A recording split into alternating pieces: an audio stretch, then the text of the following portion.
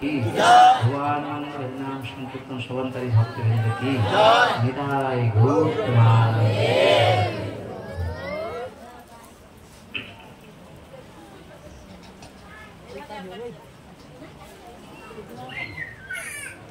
তাহলে আমরা সেই শবরী মায়ের প্রতীক্ষার কথা শ্রবণ করছি।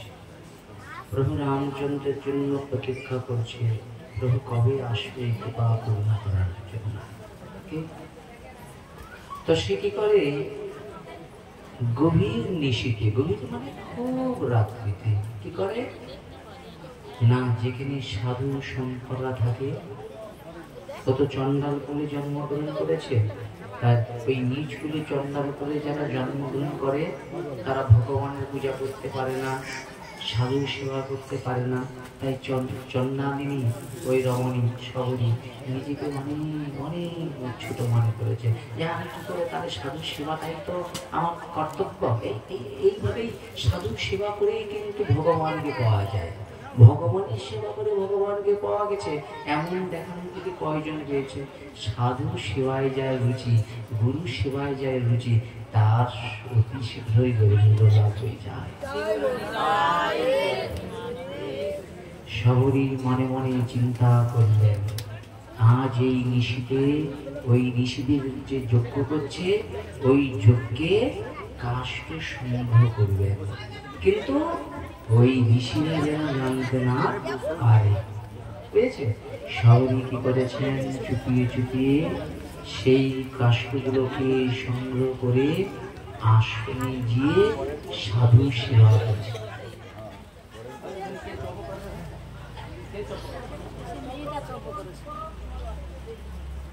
এইভাবে শেষ করে লুকিয়ে লুকিয়ে কি করে সাধুদের সেই যজ্ঞের কাষ্ঠ সংগ্রহ করে গেছে।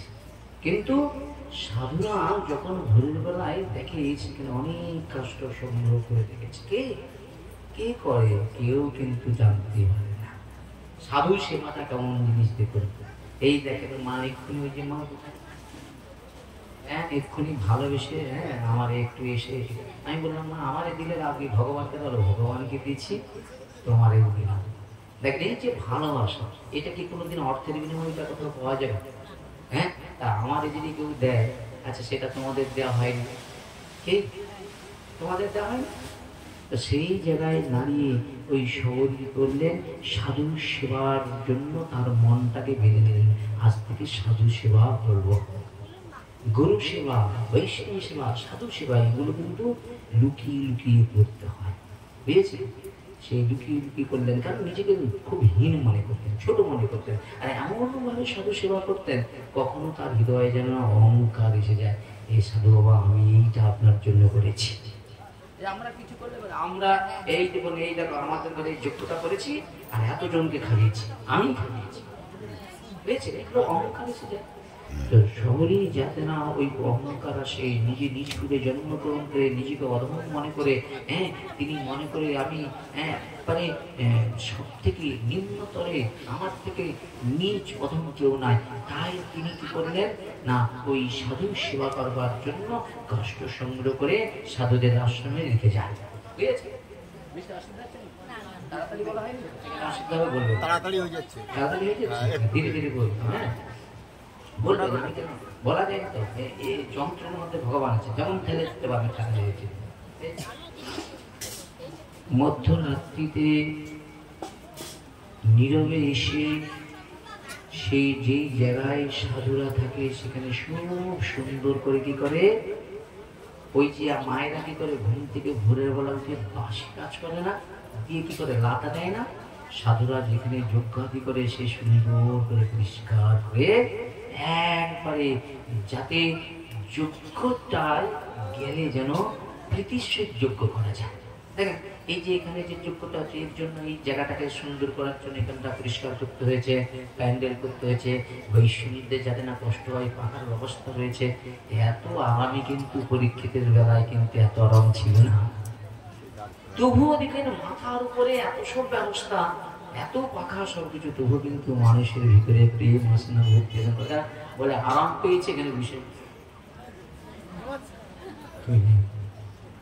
বলাও যাবে না, বলা মহাপাপ, বলা যাবে, বলা যাবে না, বুঝেছি?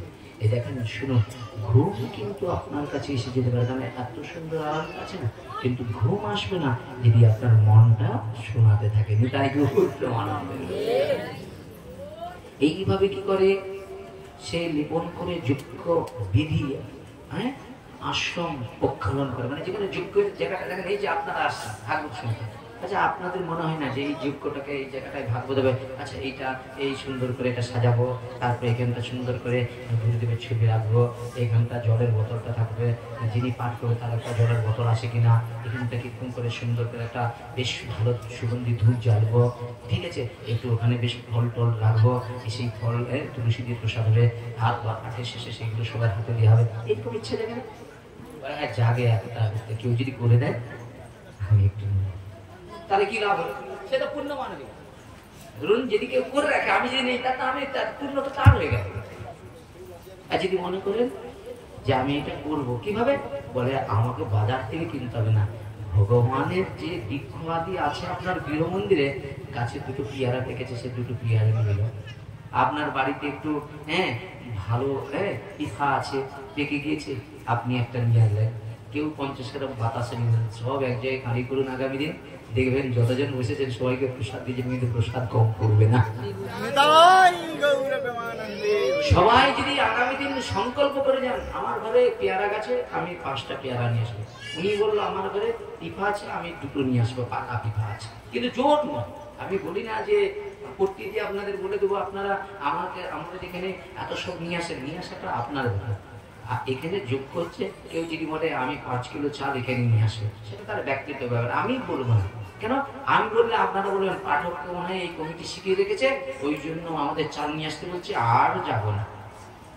ওই চালটা ওখানে দেবো কেন, ওইটা ঘরে ফুটিয়ে আমার ছেলে পুত্র পরিজন খাবো, বলে হ্যাঁ ওটা খাবে, কিন্তু ওটা প্রসাদ হবে না। ওই চাল দ্বারা সাধু সেবা হবে, তাহলে ওর দ্বারা আপনার পূর্ণ হবে, কিন্তু ওই 5 জনের চালটা আপনি এখানে এনে ওদের ঘাট ধরে নিয়ে আসুন, এরা প্রসাদ দিয়ে দেখবেন আপনার ভজনে সাহায্য করবেন। তাই করবেন, আগামী দিন সবাই নিয়ে আসবেন তো নাকি? যে হাত আছে রে বাবা, 2জন 4জন যদি দিলে না, আমি ছাপা পড়ে যাবো। আপনারা যদি সবাই হাত তুলে বলেন যে প্রভু আমাদের ঘরে, আমার মনে হচ্ছে এদের ঘরে মানে এত বড় গাছ আছে, এত ফল আছে, এরা লজ্জে হাত তুলতে পারবেন, কেন বলে হাত তুলে 2 আর 4টে কি মনে যতটা পারবো একেবারে মন ভরে দিয়ে যাবো, মিঠাই ঢাকা দিয়ে।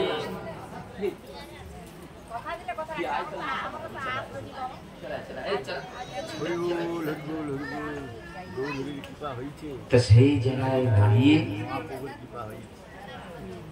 সবরই কি করে, এই কথা শুনুন, এই লীলা চরিত্র কিন্তু সাধারণ চরিত্র নয়।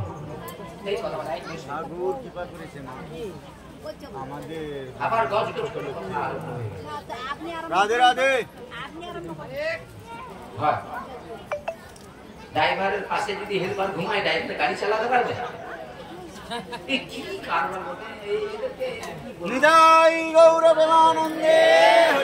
ভগবান মঙ্গল হরিনাম সংকীর্তন কি, আপন আপন গুরুবর্গ কি, ভগবান মঙ্গল হরিনাম সংকীর্তন শ্রবণকারী ভক্তবৃন্দ কি, আজকের আনন্দ কি, নিতাই গৌর প্রেমানন্দে।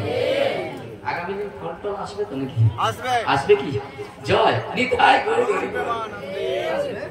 নিয়ে আসবেন, আমি দেখবো এইখানটা সাজানো যাবে পুরো এইখানটা, আর দেখে আমি গোবিন্দ না প্রভু আজ যেমন ভক্তরা কি মন নিয়ে জিনিস নিয়েছে, আর যারা দেখবে নিয়ে আসবেন সেই মন নিয়ে যখন কিনে আসবে তার সঙ্গে প্রেমটা থাকবে, ও দোকানে পয়সা দিলে কিনে যাবে। দেখুন